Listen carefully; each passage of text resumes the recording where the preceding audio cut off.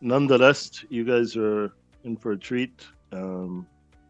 We have with us a good friend, um, a fellow co-investor in a failed startup, co-founder in a failed startup together um, in 2000. What was that? 2014? I guess 2014, Yeah, 2013, it something was like that. around about then. We started a company together, a task management system that had a lot of promise. We went to Web Summit and did a lot of things, but unfortunately couldn't find a market. Nevertheless, I want to introduce you to a good friend and a very intelligent product manager, very business minded, business savvy. And he, like I said, we had a startup together, and now he's back in the UK, working at Turnitin. Probably you could tell us what Turnitin is, Dr. Arfan. But without further ado, I'd like to introduce you guys to Dr. Arfan Ismail. So, Dr. Arfan, can you give us a bit of an introduction to your background? Tell us a bit about what you do now and how you got into product management. Yeah, sure. So, assalamu alaikum wa rahmatullahi wa barakatuh. Thank you for the opportunity. I'm originally from Newcastle. It's in the northeast of England. So I was born and raised there. I did my undergraduate at University of Manchester in economics, which comes in handy in product because obviously I did. Your I voice is a studied. bit low. Could you speak up a bit, Dr. Arfan? Yeah, sorry. I study economics at university, which is helpful from a product perspective. It just gives you that kind of commercial awareness, kind of understanding of P&L and EBITDA and all those kind of terminologies that come in use in strategy and stuff like this. I then kind of from there moved on and moved into education, which is kind of where I've been ever since primarily. And Did a master's and a doctorate from the University of Newcastle. In terms of kind of the work, so I kind of start off as most people in education do, kind of teaching, and then moving into kind of project and program management, where I was kind of building both products and services, probably more on the services side, and kind of because I had always had an interest in tech and digital. I always found myself kind of working at that kind of intersection. So I was always the guy that people turn to and say, if they wanted some assistance with the digital side from a pedagogic perspective, or integrating technology into the pedagogic process, into education. And so it was pretty natural then, really, for me then to start thinking about kind of moving more formally into the kind of the development, the product development space. And product management really it was kind of a good fit for me because one of the things that you learn as a product manager is of all roles in tech, it's probably the one which is the most eclectic and requires you to wear so many different hats. And I think because of kind of my background, the fact that I'd done a lot of kind of work in managing large projects, stakeholder management, I'd be involved in marketing of projects and kind of startup projects. I've done a lot of kind of matrix management, which obviously is a key skill you require, which is influencing and as a product manager. And then obviously being able to communicate with engineers. So that's obviously another key aspect, being able to have that ability to sit with engineers and to represent the customer or represent the value that you're trying to deliver. But to be able to do that with awareness of not only what's possible, but really what's feasible from both a kind of a value perspective, but also kind of a commercial perspective. So kind of moving more formally across into product was, I would say, it was a natural thing for me to do. In my current role, so I'm the senior product manager with Turnitin. If you're not familiar with Turnitin, it's the global leader in plagiarism detection and academic integrity. So I would say that there's kind of a number of different areas to the work that we do in Turnitin. So one is at the kind of education level. So at schools and universities where tutors, instructors, professors use our software in order to promote academic integrity and improve the ability of students to write academically and utilize sources correctly and cite correctly. And then with publishers, so I work on a product called Authenticate. That's what I'm currently working on, which is the industry leader for academic integrity with all of the leading publishers in the world, including Elsevier and Springer, etc. So as a senior product manager, I kind of do most of the tasks, all of the tasks that you'd expect from product strategy and go to market and leading on scoping work, discovery, and delivering value, and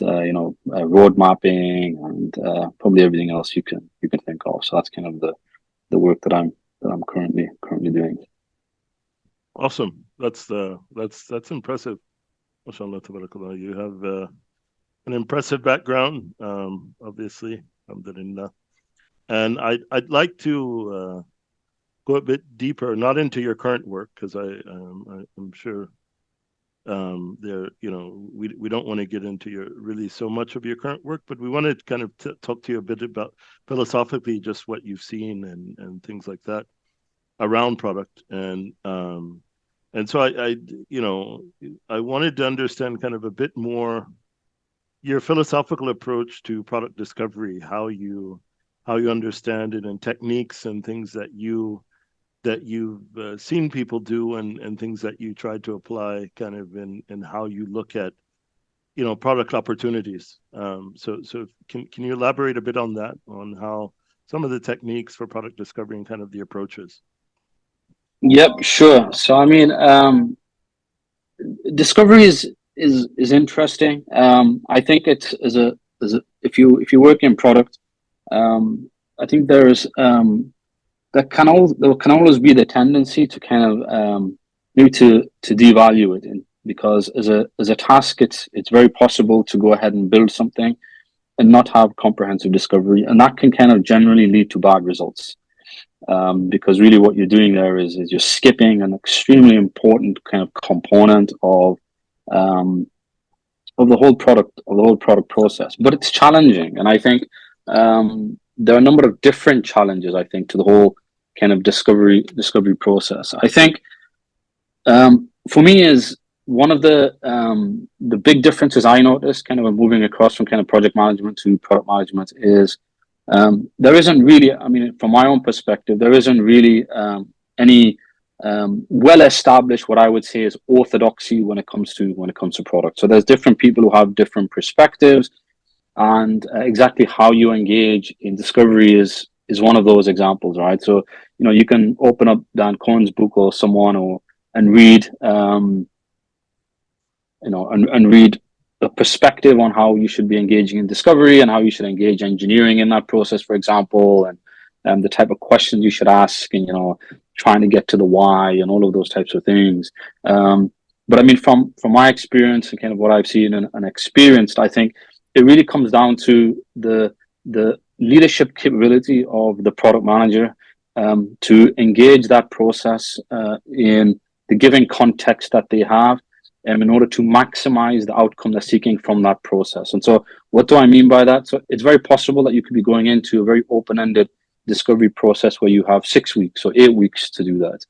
But it's also possible that you could be engaging in a discovery process where you have a week to do it, because you're driving something where you have a specific deadline to meet. You need to get something across the line very quickly.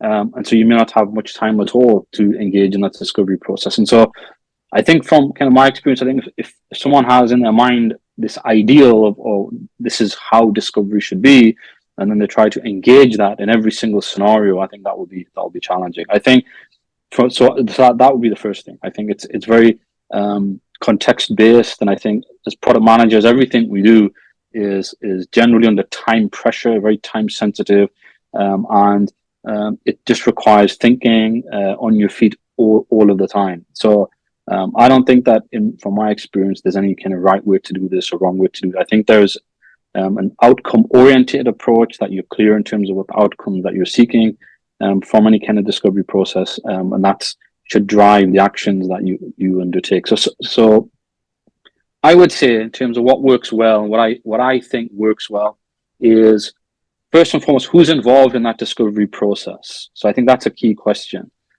And so for me, my approach generally is that the discovery process is something that should be done in partnership with, at minimum, UX involvement, strong UX involvement. If it's not entirely, or not entirely, but if it's not driven by UX, it should have strong UX involvement. And the reason why you'd want to have UX involvement really from the get-go is because I think, really, kind of from my experiences, the suboptimum way of approaching this is for the product manager to meet with customers, or maybe to meet with customers with user research, or someone from the user research department, or a user researcher, and then to engage, in that kind of initial discovery process, and then take the findings and then toss those findings over to UX and ask them to build a workflow for what it is you're trying to do, or design a user journey, or whatever it is that the specific outcome of the kind of discovery that you're doing.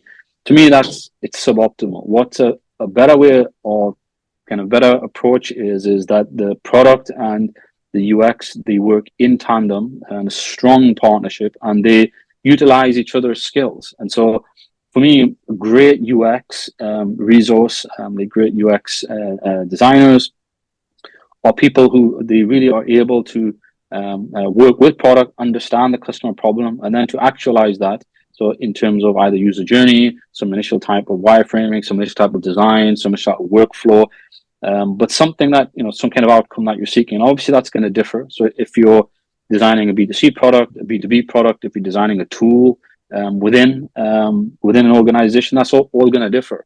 So like, for example, in a previous role, we were looking at designing an internal tool that would integrate a bit of software into our internal CRM. But even then, I would involve UX in that process, because the customers may not be external, but they're going to be internal. But you're going to have users, and they're essentially customers. And whatever you're building, you'd want to have a decent user experience, even though there's not going to be any revenue tied to that. But you want to have some a decent experience for those internal customers using that. So I would say that's the first thing. Is for me, is the ideal kind of approach to discovery is one which is done in partnership. So obviously if you have user researchers, if not, obviously you're just doing it yourself, but with UX, in partnership with UX, and with UX taking a leading role.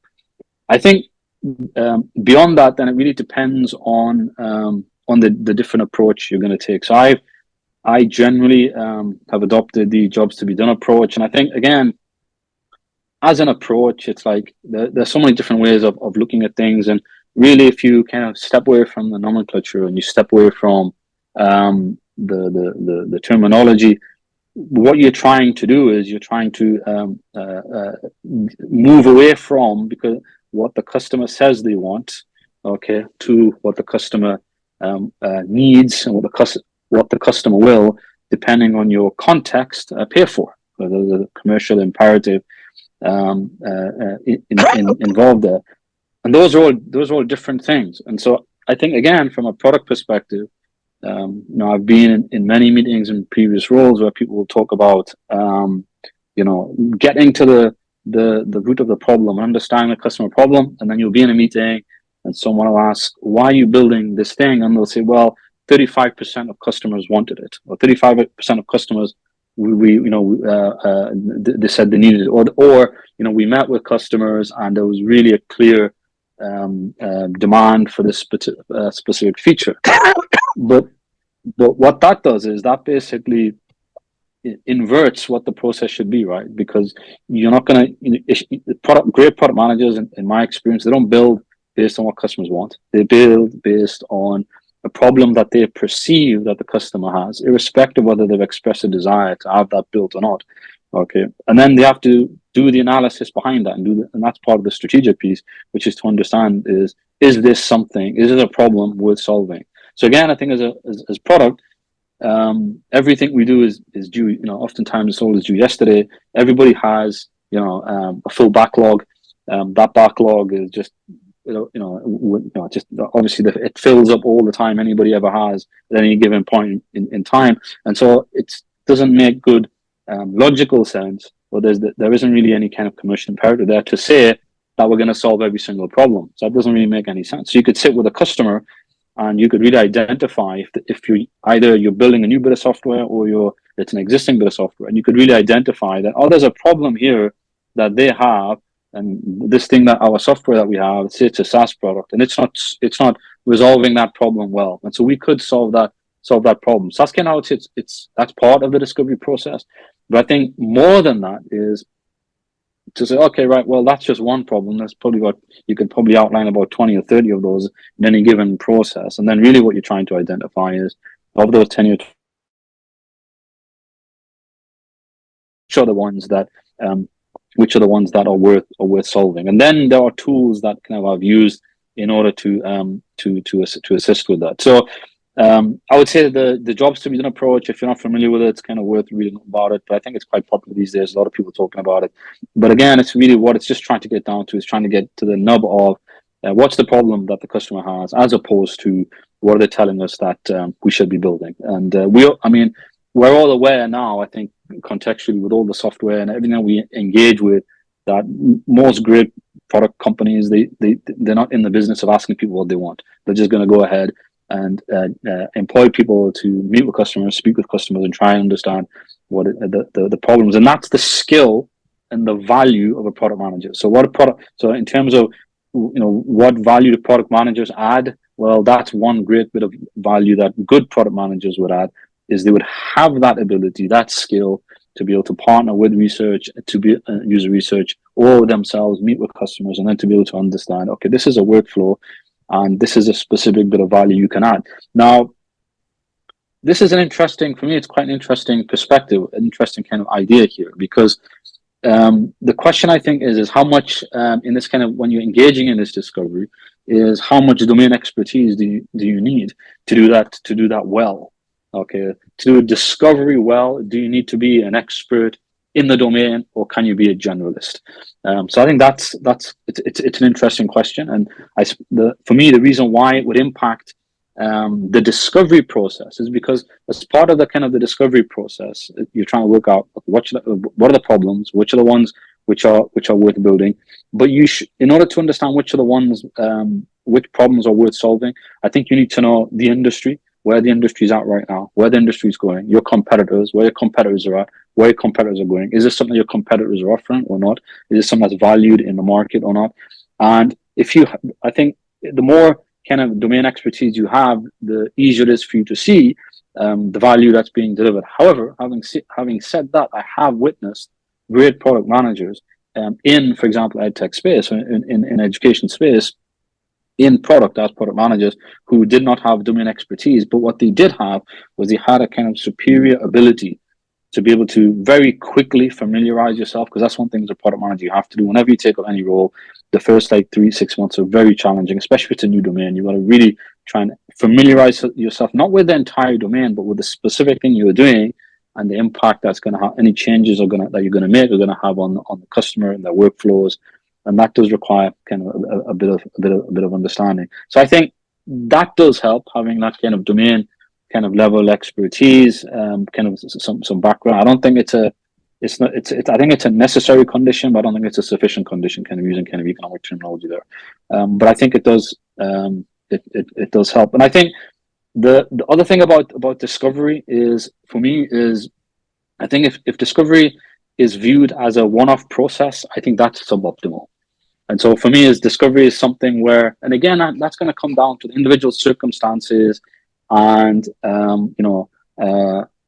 how the organization you're working with views this entire process. Are they more kind of oriented towards like where Airbnb seems to be going these days, which is very kind of PMO directed, or are they more kind of iterative and this kind of stuff? But really, for me, the ideal scenario is discovery process is something which should be taking place from the very get-go, so from inception, when you start thinking about, okay, there's a problem here we're solving, through release, when you've actually released a product, that entire process is a discovery. You should be, in my opinion, continuously discussing with customers every step of the way, as many touch points as you can have with customers. So whether you have some low fidelity sketches you want to show, whether you want to engage them in prototyping through Figma or something, and then, in terms of beta testing, and then taking the results of beta testing and iterating and improvement even after GA, right? You want to have that continuous contact with customers and have that kind of continuous discovery, so that you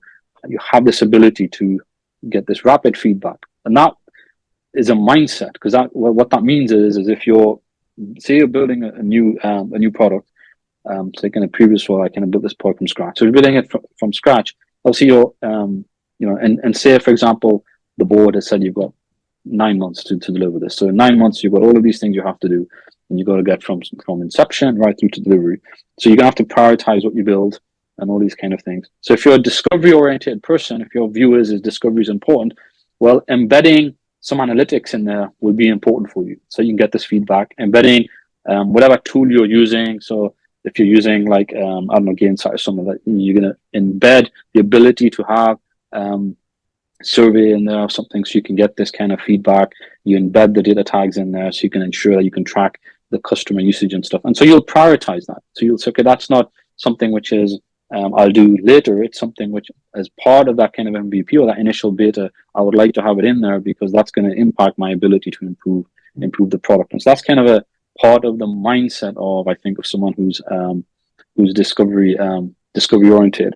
And then there's like different frameworks, and I'll just finish off with this. There's different frameworks and tools you can have, because probably one of the hardest things that you have to do as a product manager, especially if you're like you have this freedom to be able to iterate and build and deliver value to customers, as part of that initial discovery process is knowing what to build, like, because you're going to have like all these 20 or 30 different things, or 5 or 10, and so you've got to prioritize. And kind of ruthless prioritization is what people refer to as, or whatever.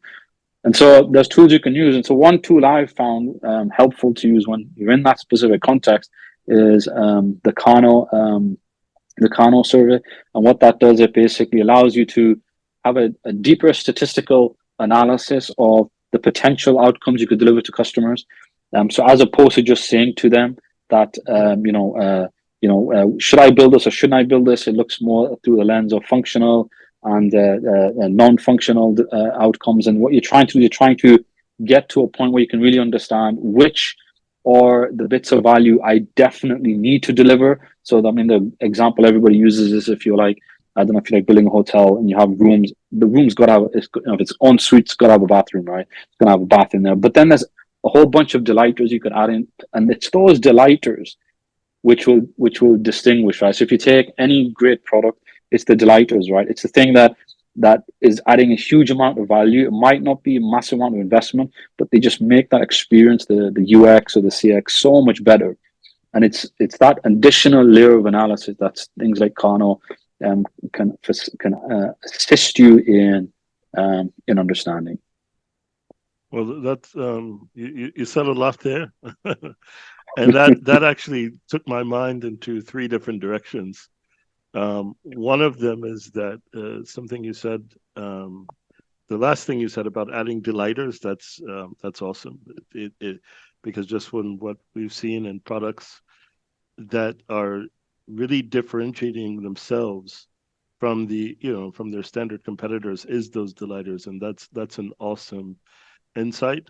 Number 2 is I started to think about our failed startup. We've actually never had this discussion before, and how you would think that had we known more about product from a discovery perspective, what would have changed? Would there have been different outcomes? So what are your thoughts there?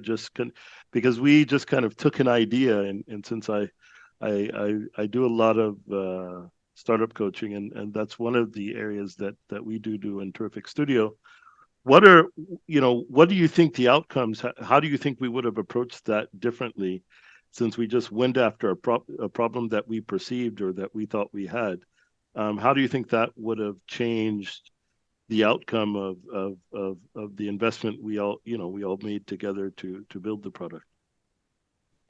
Yeah, that's a really great question, and I've actually thought about that. And in fact, um, I probably have a well rehearsed answer because I've actually had this discussion with my son, maybe even more than once, where I've discussed with him, okay, do it, and how had I been a product manager, how I would have approached that whole scenario very differently, and I think in the way we approached it. I think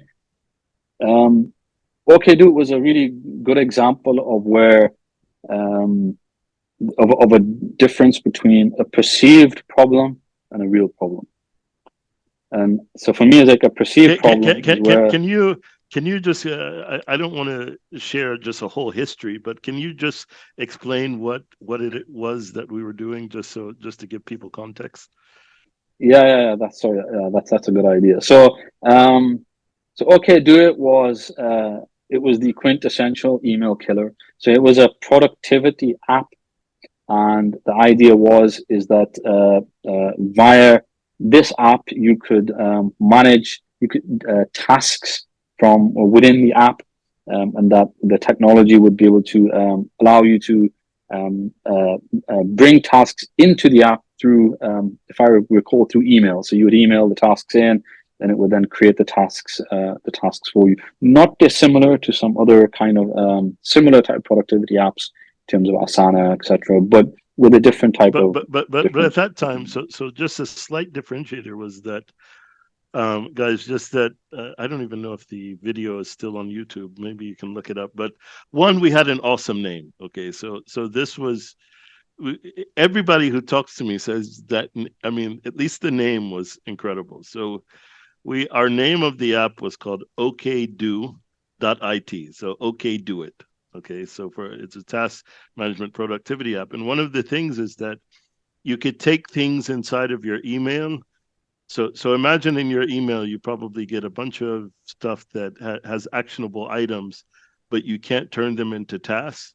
So if you just take a hashtag at the beginning of anything inside of your email that's a task, and then a hashtag at the end of it, each one of those would become tasks. So it would parse. So you would forward it to your OK. So OK Do It gave you an email address, so it could be Tim at OK Do It. So you could just forward this to your email address, which was Tim at OK Do It. I think Arfan's was Arfan at OK Do It. So you would all have an OK Do It email address. You forward that.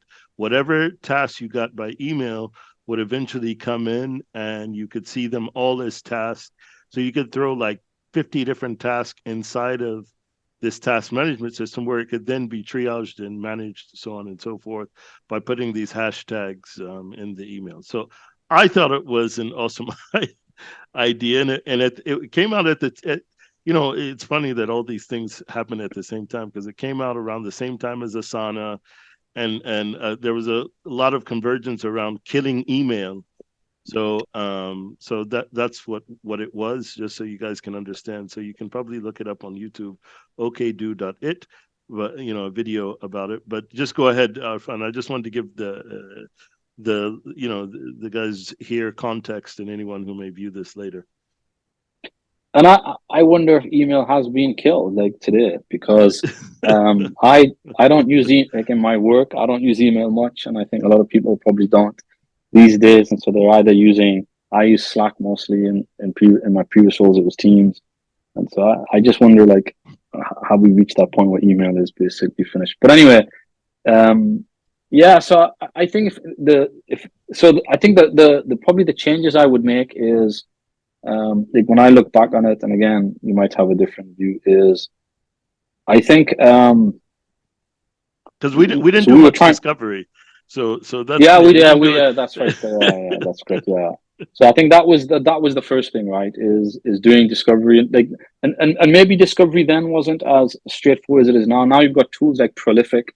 If you're not familiar with it, then I would look that up. And so you've got things like this where you can pay like $100 right? $50. If you're a startup, it's like $50, $100, and you can just run a whole bunch of surveys, right, and stuff like this, and you can get people to interview, and you can decide how much you're going to pay them, and set yourself a budget. And these are all like quite new bits of software that came up past 2 3 years, user interviews and stuff like this.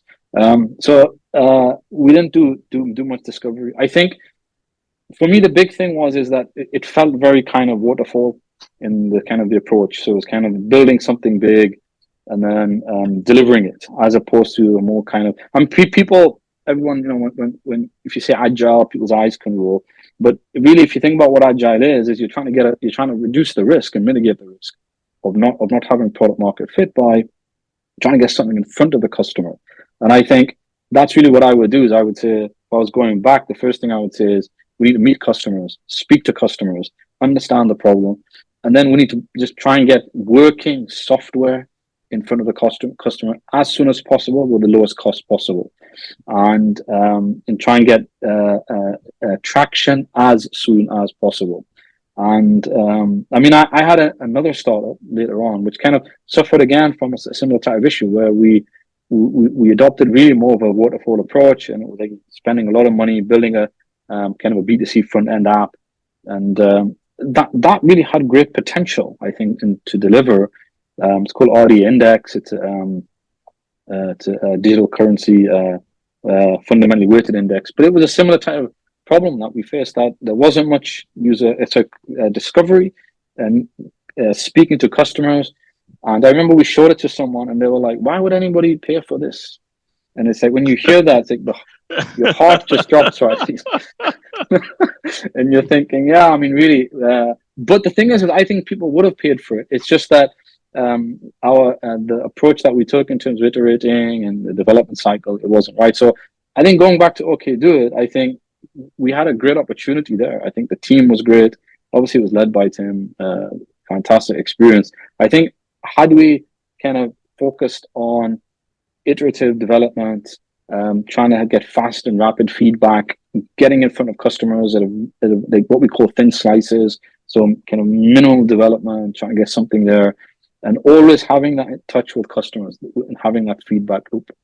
I think that's kind of the thing. So whenever I speak to anyone who's doing a startup, the general advice I give to them is do not prioritize development over speaking to customers, or that's take the time to speak to customers. I keep telling people this, and they think you're spitting on their problems and saying, oh, you know, and you're trying to get them to speak to customers and try to identify different segments so you can understand what's the most valuable persona to go after, or the segment to go after.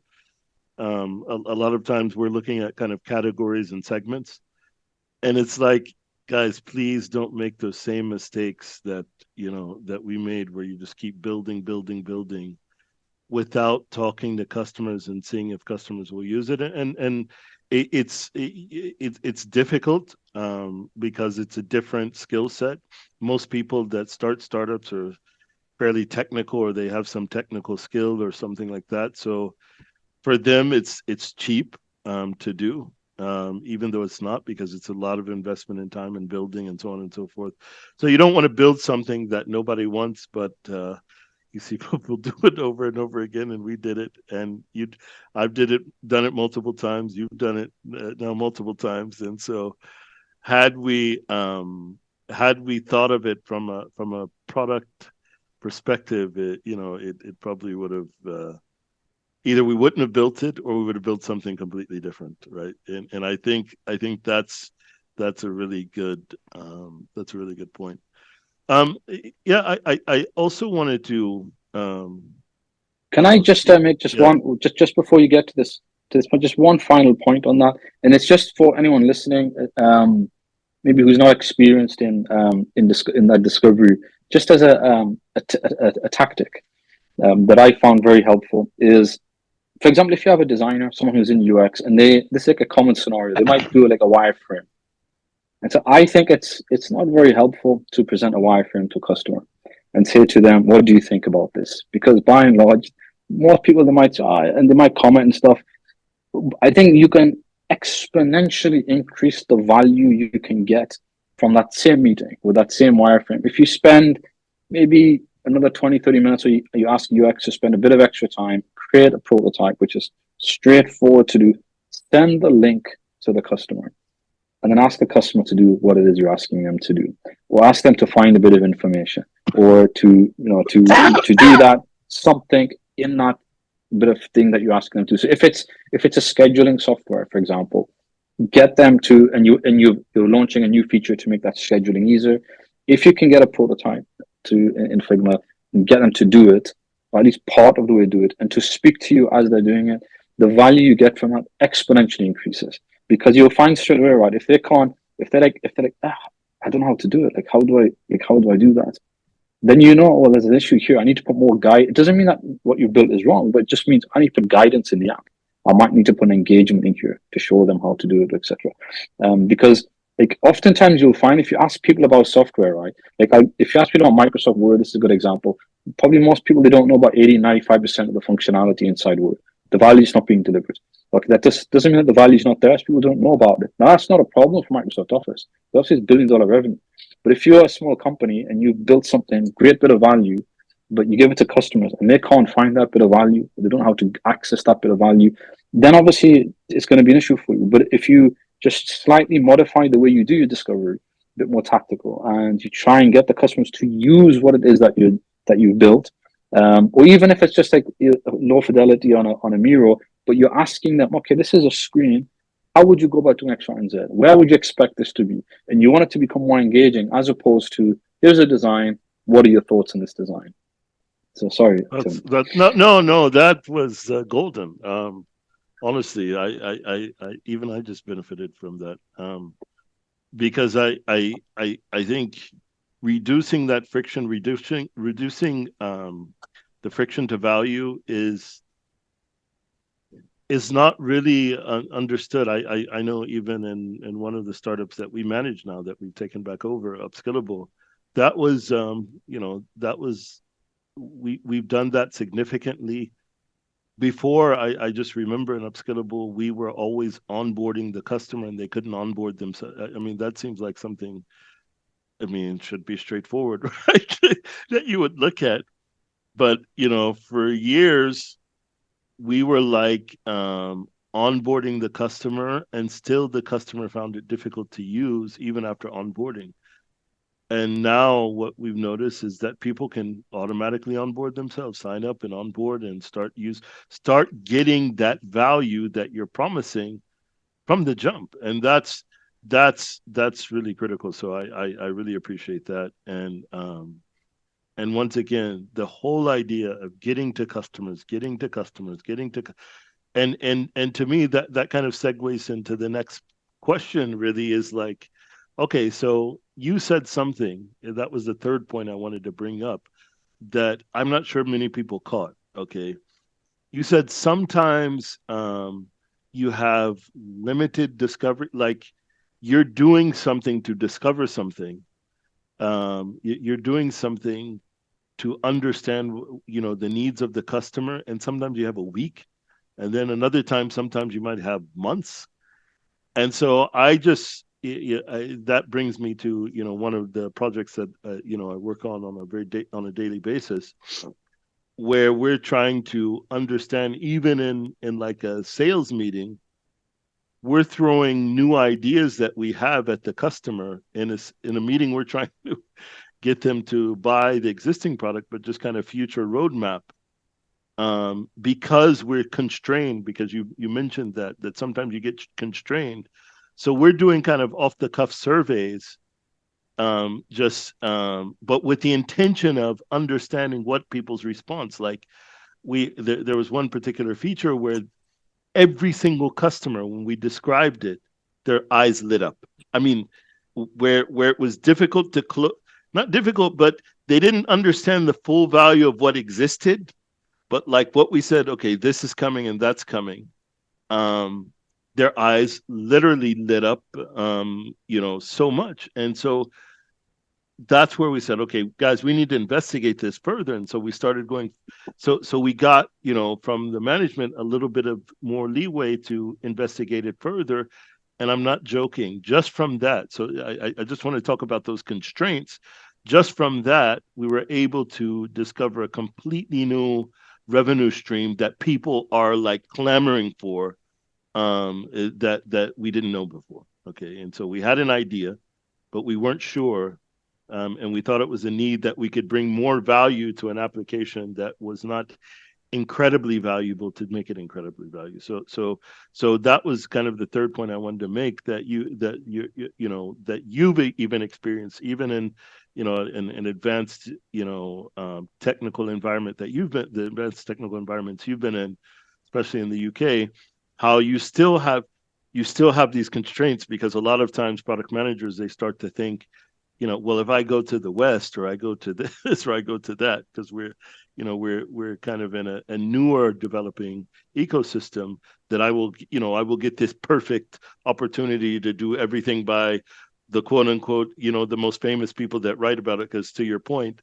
um, product is not really well understood, or has a very clear method, very clear methods.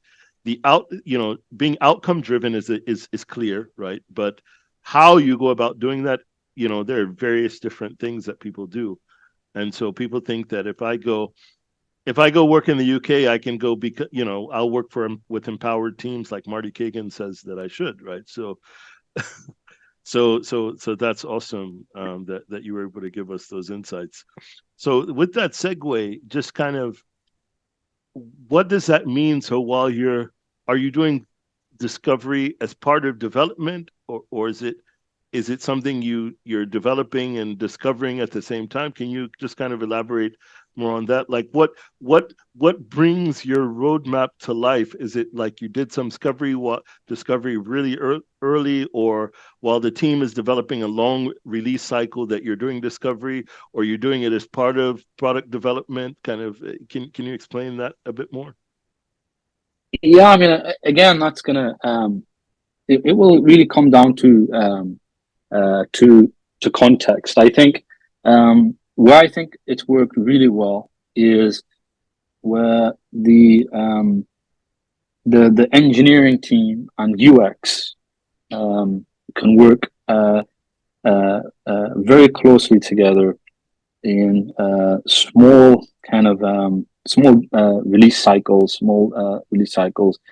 to facilitate the changes that you want to make as part of rapid, kind of getting this rapid feedback and iterative development. So for me, where it's worked well is where you don't really have um, this kind of barrier or this kind of demarcation between the discovery and the development. At some point, obviously, uh, the developers have to know what to build. So there's different ways you can approach that, right? So you could say, okay, what we're going to have is we're going to have a discovery process, and then UX is going to map out what it's going to look like, and then business analysts or whatever you're going to work, or product manager will work with the tech team to get that into whatever technology you're using, like Jira or Trello, whatever, into stories, and you can begin the development process, and then you develop something and you get some feedback, etc. And so you can have like some kind of pipeline like that, some kind of workflow like that, and it's all kind of each part is separate. Um, but for me, I think where I've seen it work better is where you don't that those kind of barriers are kind of broken down, right? And so for that, it's I think it's harder to do because it needs more flexibility. I think it's easier from the product management perspective. It's more enjoyable because you're continuously in touch. If you think of like different people will find different parts of product enjoyable, but for me, I think one of the most enjoyable aspects of the product role is when you're tasked with critical thinking and you're trying to solve a problem, and that's a really kind of it's a very interesting part and enjoyable part of the role. Probably the part I enjoy more than any. I enjoy speaking with customers and just trying to understand the problem and then trying to work out, okay, what's the best way we can solve it? Because that really does kind of stimulate me kind of intellectually. And so for me, it's like where it works really well is where you're saying, okay, we're going to do this in very small increments. And so, what's the smallest thing we can deliver, okay, in order to solve this particular problem? And then, how can we get with, partner with UX? For me, is product works well, and I think it should be clear from everything I've said is when that partnership with UX is rock solid. So I would take UX everywhere, literally. So just wherever I'm going, take UX with me, because a great UX resource, very skilled and understands how to deliver great customer experience and user experience. That's important. So I would do it like in small chunks, where you have kind of a UX review, initial discovery, are able to articulate what it is through some kind of design or some kind of workflow of what it is that you want to build, work with engineers, get that on the board. But then what I've done previously is like, you just like, at that point, the design, it's okay. The design now is we're not going to update it. Okay. So some people might not. I prefer not to, because I just think, okay, you've got it's in the board. Everybody has an idea. The engineers, we want them to focus on outcomes we're trying to deliver. Okay. So you've got a design there. Okay. That design is going to change, and it's going to change because we're going to be continuously speaking with customers. And what we don't want to do is every time we speak to customers, go to UX, update the Figma, then so we can tell the designers, okay, the Figma is updated. So we say to them, look, here's initial design. However, this design is going to change. Okay, we're going to be speaking to customers, and there are times when we're not going to have the resource, because oftentimes you'll be in a situation where the UX is a shared resource, it's not a dedicated resource, so you're fighting with so many different teams to get hold of that resource. And so you'd say, look, we've got initial design, okay, but really what we're going to be doing is we're going to be continuing our conversations with our customers, and we're going to be updating what's in the backlog, what's in the stories, etc., off the back of it. And then that really comes down to the relationship with the engineers and how comfortable they are with behavior-driven development. Because really, what you don't want to do is you don't want the in my perspective, I think a better way of doing it, rather than having really detailed stories with a lot of requirements and lists and all that kind of stuff, is to say, look, these are the outcomes that we're seeking. And so the engineers are aware, okay, these are the outcomes that we're seeking. They can have some kind of visualization and some kind of design, but they're aware that this is going to change, and they have to be, and that's why this whole thing is all interconnected. That's why if you have an engineer, let's say one of the things I try to do is get engineers with me when I'm with a customer, because then they can hear firsthand. Okay, they understand. Okay, this is what you're trying to do, and I think people like Marty Kagan do point this out. They say, take engineers in. I can tell you that is harder said. That's easier said than done, because engineers generally don't want to meet with customers, right? They don't want to, right? Because basically they have a job, right, and their job is to code and this kind of stuff. In their mind is, whenever I work in a place and I say to the engineers, I want you in these meetings, they're like, well, what's that all about? I mean, I'm an engineer. However, when I've brought them in, I see the value, because obviously the customer might be saying something, engineer will jump in. So what about this? So what about that? So that's not a cliche. That's not just something that exists in books. I've seen that myself, where I've had engineers in those meetings. And then obviously afterwards, when you're in the development, they obviously know. They know what it is they're trying to build, as opposed to just being words in a Jira ticket or in an ADO ticket, etc. That's incredible. I mean, because you try to get people to understand this, and while I liken it, because one of the creators of the Less framework, his name is Bas Vod, and I like to use this example because he says it so perfectly.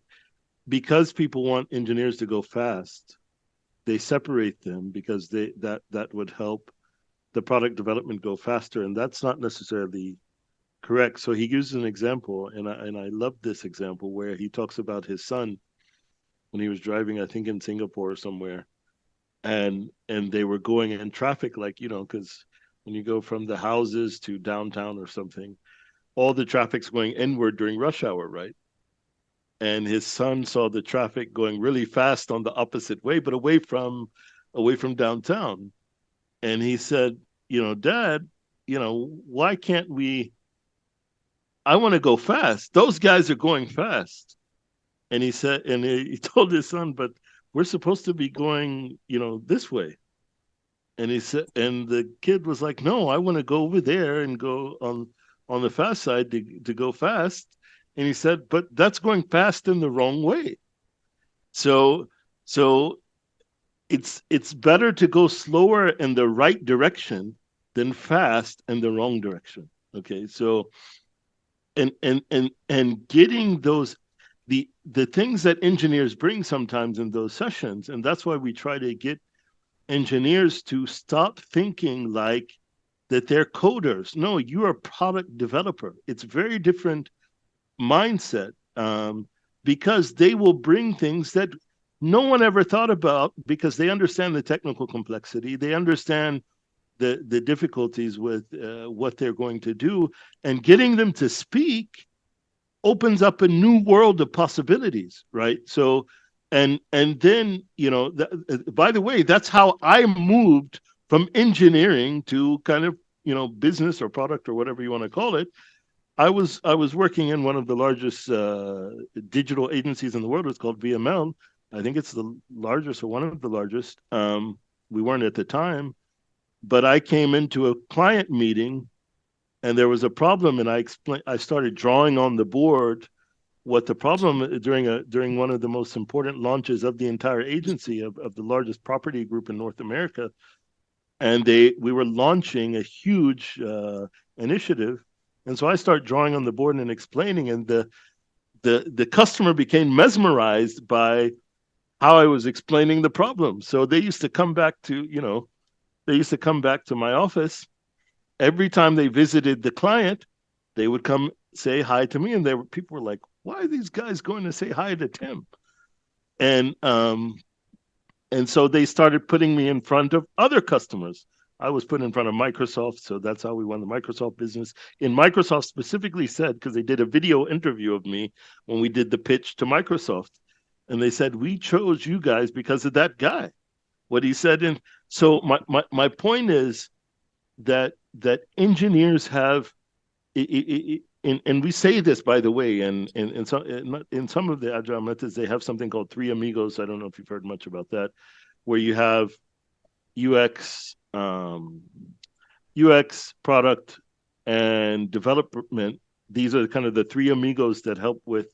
I like to add another element called go to market or GTM as part of that, but they bring those people together to kind of understand the customer problem from each dimension, right? So I think that's awesome because I've seen that as well.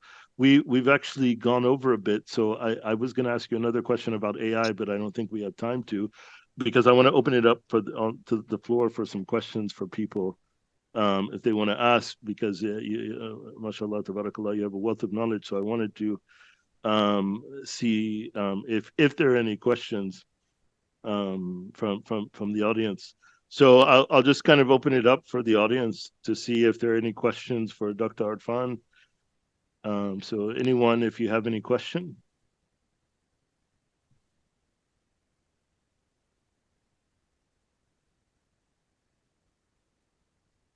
Hello, Tim. Assalamu alaikum. How are you?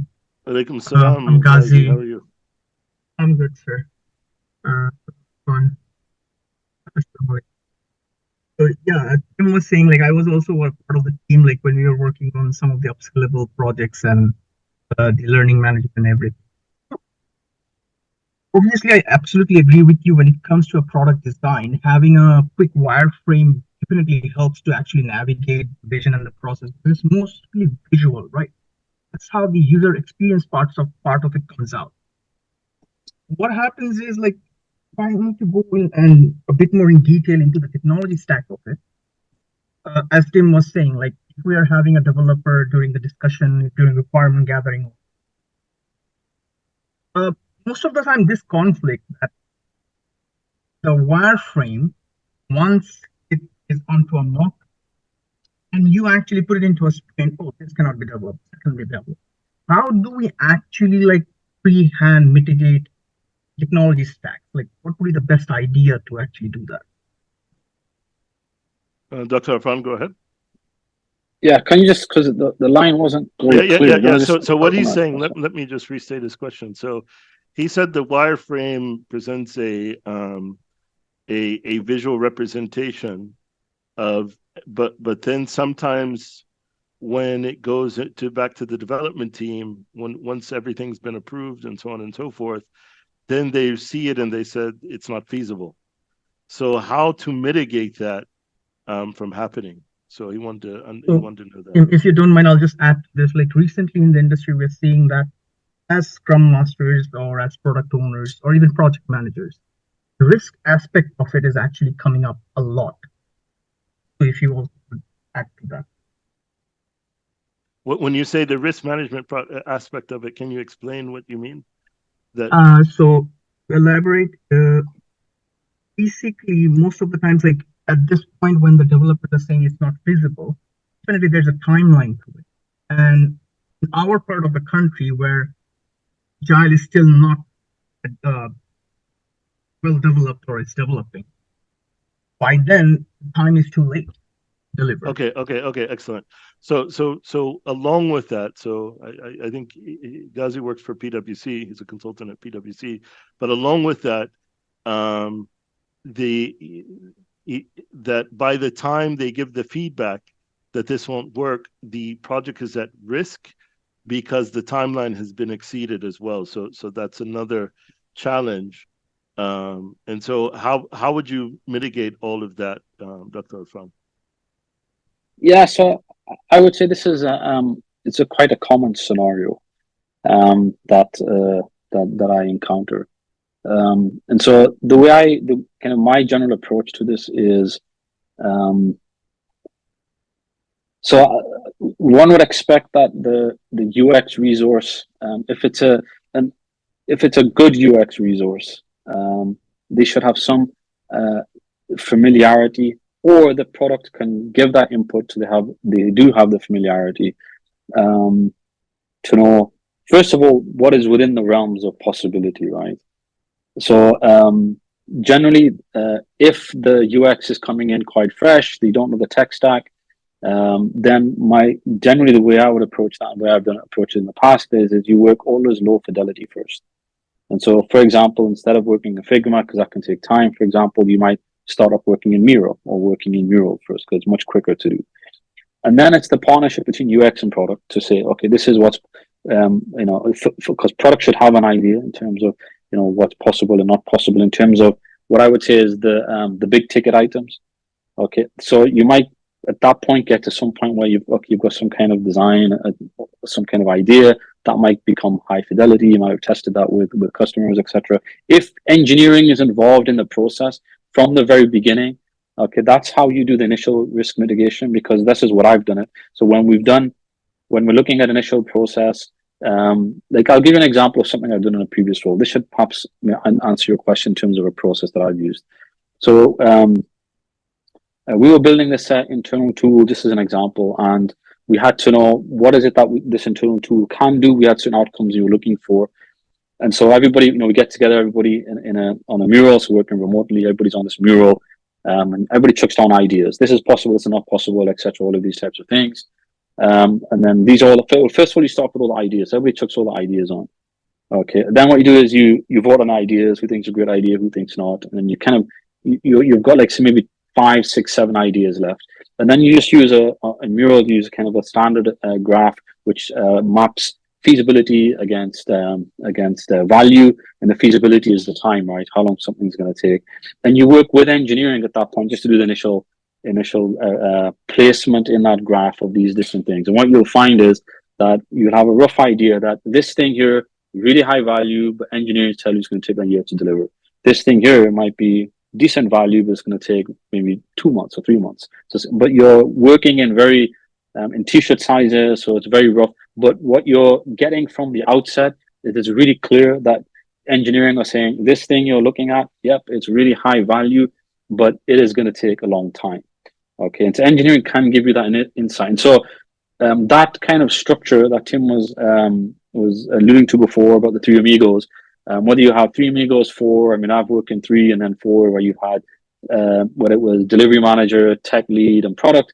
I always bring in UX into that. I think having product marketing, like Tim was saying, for GTM is a good idea. But if you have tech with engineering, So if you have tech with UX and yourself at that initial point where you're deciding what to solve, when you're having an idea of what the problem is, and you map it against feasibility, at least then you can go into the process to know that, okay, I'm not doing something which is way out of the park.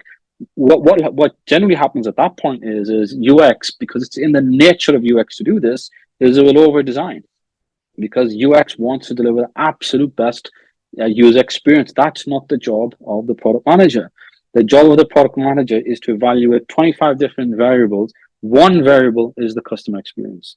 Okay, there are other variables you have to take into account: the speed of development, the cost of development, the value that's being delivered to the customer, all of these different things, and then to make a decision about what to build and what not to build. And so generally, like in that example I gave you, so we would have the initial ideas kind of session. We know what's feasible, what's not. UX goes away, does initial workflow, might do initial wireframe, initial design, etc. We'll then sit down with tech. We'll work out how long these things are going to take, and then you would work out each individual component. How long is each individual component going to take? So there might be 5 parts of that thing that you're building. Even if it's just one feature, like say it could be one CTA, but that one CTA might have a different bits of functionality. And so what you want to do is you want to effort each one out. And so as the product manager, it's your role, it's my role to determine, okay, which one of these you're going to build in the time constraint that you've got. So if you've got a month to deliver something, okay, and the UX has given you this wireframe, and you've sat down with tech and you've scoped it out, and you know the effort that's going to require from that. You have, as a product manager, the product manager has to make the determination. We are going to build this, and we're going to get rid of everything else. And that's the value, I think, that the product manager brings. And how does the product manager do that? Well, the product manager does that by the quickest way to do it is through learned intuition, and then having data available that they can consult. So if there's data, so everything I do is all data driven. So you're always looking at the metrics and this and that. But it's also learned intuition. You've got to be in touch with the sector. You've got to be in touch with the market. Got to be in touch with the product. Know the product inside out, in detail, in its most minute details. Understand the market. The more insight you have into the market, the more contact you have with customers, the more you understand the customer, the personas. What are the OKRs of the organization? What are the product OKRs? So there's so many different things in the head of a product manager in order to make a determination to say, there's these 5 things we could build on this wireframe, right? And I've done this. So I've been in meetings where this has happened, and I will say, we're not building this. We're not building this. Get rid of that. Get rid of this. Get rid of that. Okay. And this is what's going into AD or G or whatever. That's it. These 2 things. Everything else can wait. We've got a month to deliver it. This is what we're going to deliver. And that to me is where the product manager earns his bread or earns her bread. That's one of the key functions they have to do. I mean, I'll just finish off this one quick example. I remember going into a meeting in a previous role. We were on a very, very tight deadline, and there was a lot of feedback we were getting from customers from within the organization, CSM, sales, everybody was giving their own, and suddenly it just spiraled out of control, and everybody was like, what are we going to do? So get everybody together, okay, virtual rooms, so the whole team, okay, so engineering, UX, delivery, everybody. Right, guys, we're going to spend 1 hour. I'm going to decide, right, what we're going to build. And so we're going to go through each one by one. Okay, we're not going to do that. We're not going to, yes, no, yes, no, yes, no. And you just basically get rid of everything that's not a priority, okay, for the specific delivery, and you ruthlessly prioritize, and then you decide on the things that you're going to build. That's, to me, is the best way of mitigating risk when it comes to delivery. Because the biggest mistake I think we all make as product managers is we include too much. And really what you should be doing is you should be backing your instincts, backing your learned intuition, backing the data, your judgment to say, okay, there are these 5 things we could deliver. This is the most important thing that we should be doing right now. And that's essentially what product is about. It's product agreeing with UX engineering, but leading to decide what's the next most important thing that we should be doing. I think that's how you mitigate the risk. And so for me, that wireframe, that's just like a starting point. It's really down to product to decide how to get from the wireframe to what goes on the board, or what gets on the board for the developers to actually build. Thank you so much, Dr. Arfan. I absolutely agree with you. Thank you so much. You're on mute, Tim. I didn't know that. So that's awesome. That was awesome. Because I have these discussions back and forth with various trainers and different people in the community, and one of the things that they used to say in Scrum, they call the product manager, the product owner, the single ringable neck, the one whose neck is kind of on the line. And that really is where there's a dispute. Sometimes there's not a dispute, right?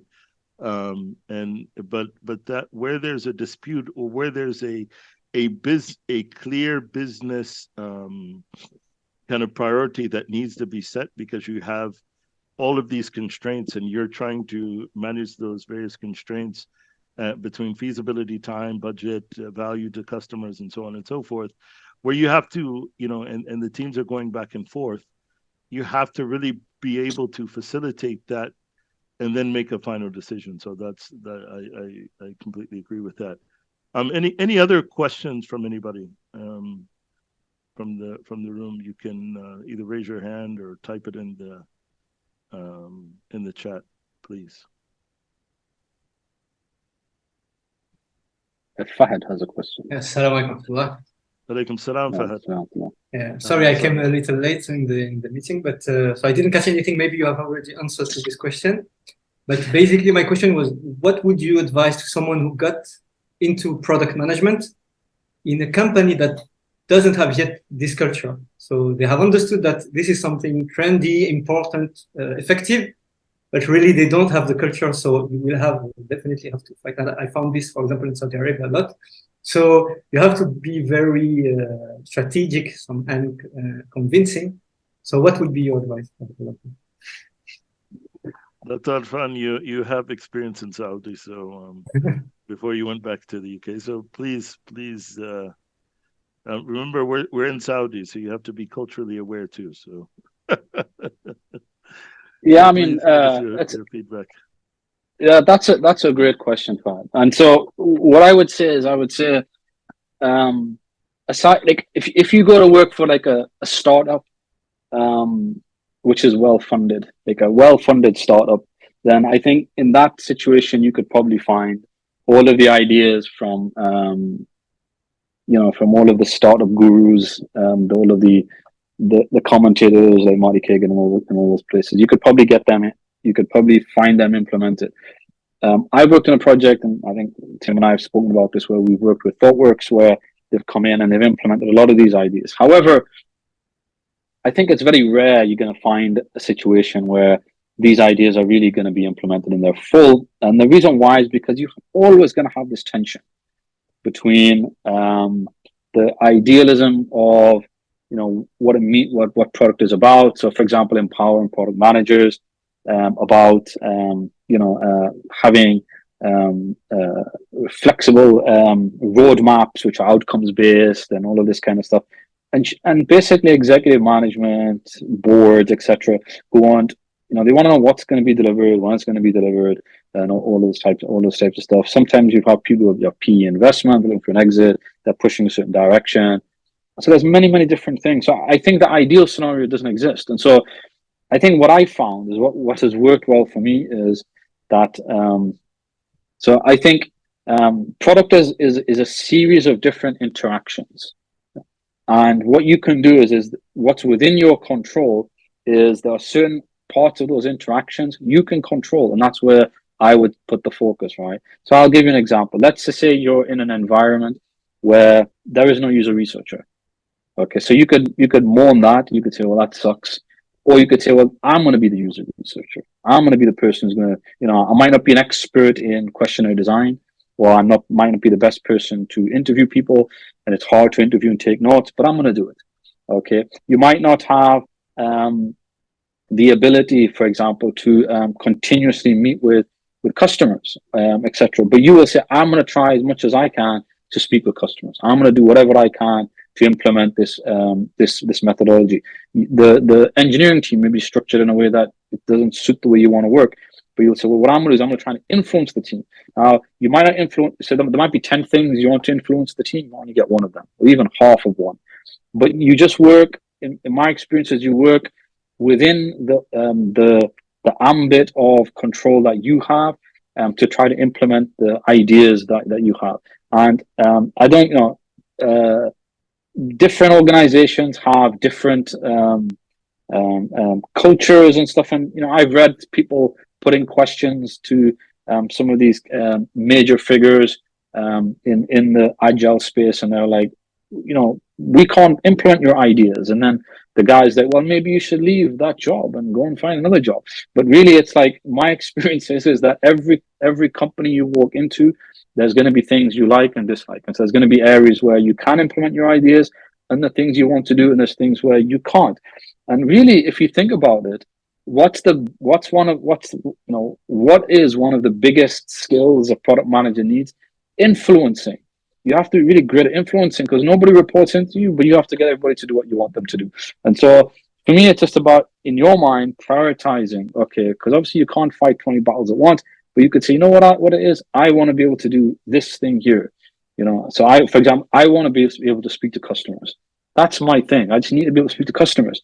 And so that's a battle I'm going to fight. And so what you're going to do is you're going to say, okay, I'm going to try and make that possible. So if that means I have to create a business case and go to the exec management and say, listen, can we get some software to enable me to schedule these interviews and meet with customers, etc.? That's going to be the thing I'm going to be looking at.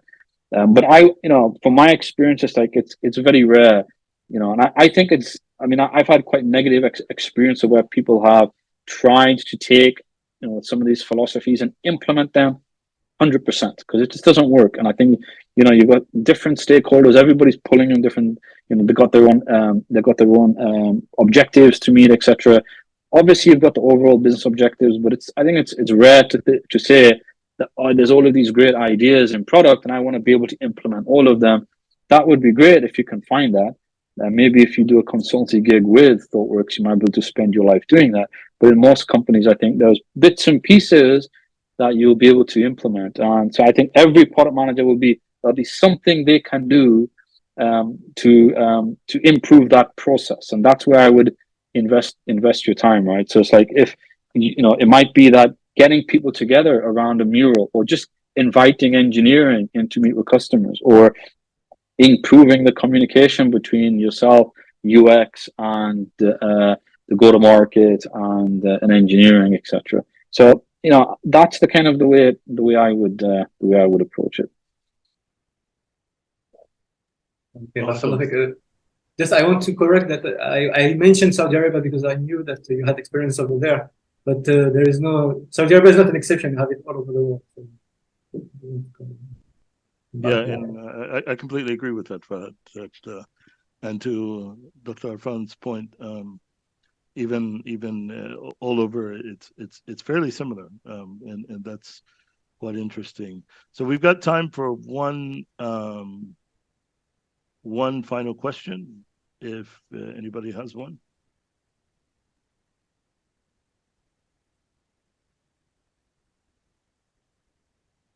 Going once, going twice. Okay, so that means it's a wrap, guys. One, I'd like to once again thank our guest. He's graciously accepted our request to interview him, and we want to wish him all the best, and and wish Turnitin the best, as they are the market leader. And we thank him for his time, and thank you, Dr. Arfan, for your time, for graciously talking to us. And I hope everybody benefited from this webinar. And I guess we will see you again, inshallah, in 2 weeks. We will be talking, I think, to an ex-Amazon and Microsoft and Bloomberg engineer, just to understand kind of a bit more how product development is done at kind of the market leaders. So that should be a treat as well from an engineering perspective, and just kind of what type of things that they do. So that without further ado, I'd like to thank you all for joining, and we'll see you next time, inshallah. Assalamu alaikum wa rahmatullah. Assalamu alaikum.